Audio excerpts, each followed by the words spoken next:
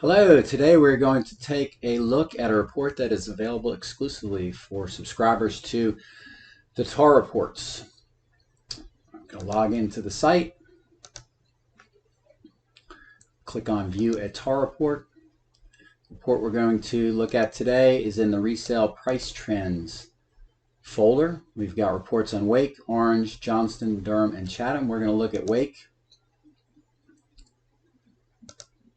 And here we go. So the time period that we're going to look at is September 1st of 2021 versus September 30th of 2022. If I talk too fast for you, you don't get anything. Everything we're going to talk about is located on this first page. So let's dig into the data.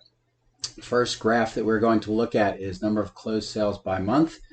1404 in September to 1148 in September of this year. That represents an 18% decrease. So that part of that is seasonality, but part of it is also due to increasing mortgage rates. We're down from the peak in June. Once again, part of this is seasonal again, where the market historically peaks in June and goes downward till December. But when you have such a dramatic drop in terms of September this year versus September of last year, in my opinion, a majority of that drop is due to increasing mortgage rates. Next two graphs we're going to look at are median sales price on top and median sales price per square foot on the bottom. Most of us coming out of COVID and observing the 1 to 2% increase in resale price metrics opined that that was not sustainable, but we did not know when that non-sustainability would end, and it has ended. So let's look at the data in terms of where I observed the peaks to be. So median sales price, the peaks were between April and July. 474 in April, 471 in May, 480 in June, and 470 in July. Since July, they've come down 440 in August and 434 in September. The 434 September metric represents a 9.5% decrease from the high of 480 in June. If you go down to median price per square foot by month, the peak was in April at 242, and this metric has gone down every single month in terms of where it is at September at 207. That represents a 15% decrease. So if I were to flip this chart to last year, we would have seen a 15% increase from April to September. So it is amazing how the market has done a 360. And once again, in my opinion, that is directly correlated to increasing mortgage interest rates. Next thing we're going to talk about is the number of resales where the sales price was greater than the original list price going back to September of last year. The range was between 73% there. Peak was in May of this year at 83%. So once again, just kind of click on that. 83% of resale listings sold above list price. That is directly related to the severe undersupply of resale listings. But look at how it's come down since then. 72% in June, 59% in July, 39% in August, and 27% in September. It's a bad news, good news graph. The bad news is the metric is dropping like a rock.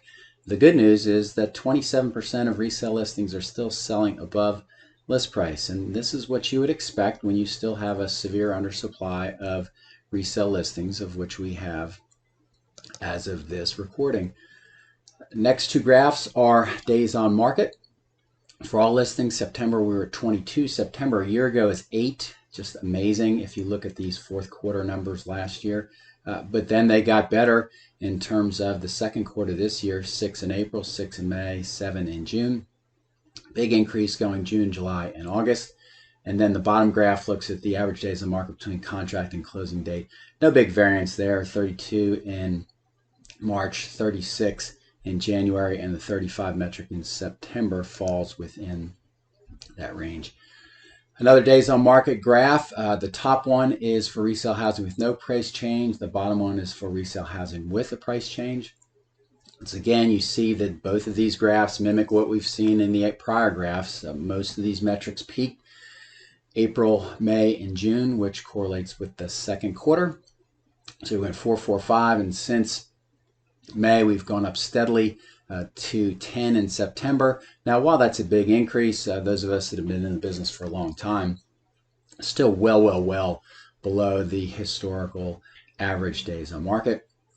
If you go to resale listings that have a price drop from original list, it valued in May of this year at 29 and has gone up significantly till 64 in September of this year. Next table we're going to look at segments September of 2022, metrics by days on market brackets of 10. You can see 0 to 10, the majority of closed sales, 505, and that's specifically due to the severe undersupply of resale listings.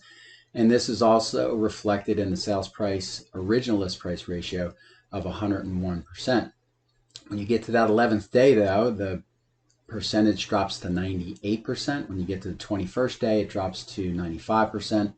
31st day drops to 94%, and the 41st day drops to 92%, and down the line. So historically, agents have waited 30 days to drop list price in consultation with their sellers. Now they're doing it within that 10-day period because they are attuned to the fact that if you don't have that offer in the first 10 days, that house is not correctly priced. And kudos to both the sellers and the listing agents for knowing that and adjusting the price downward.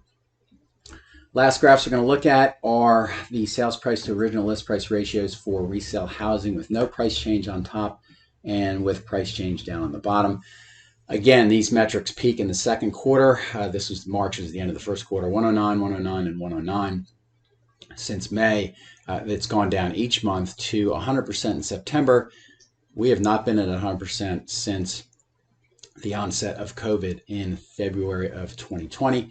And if you needed a price change, it was a 5% peak in May of this year, and now it's gone down to 91% in September. So a couple points I want to make for you. If you're doing CMAs in the fourth quarter and you're using second quarter comps and you do not adjust their prices downward, you are going to miss the market and you're going to be in this graph, and you do not want to be in this graph. So please be aware that market conditions have changed, and they've changed dramatically, and make your sellers aware of that.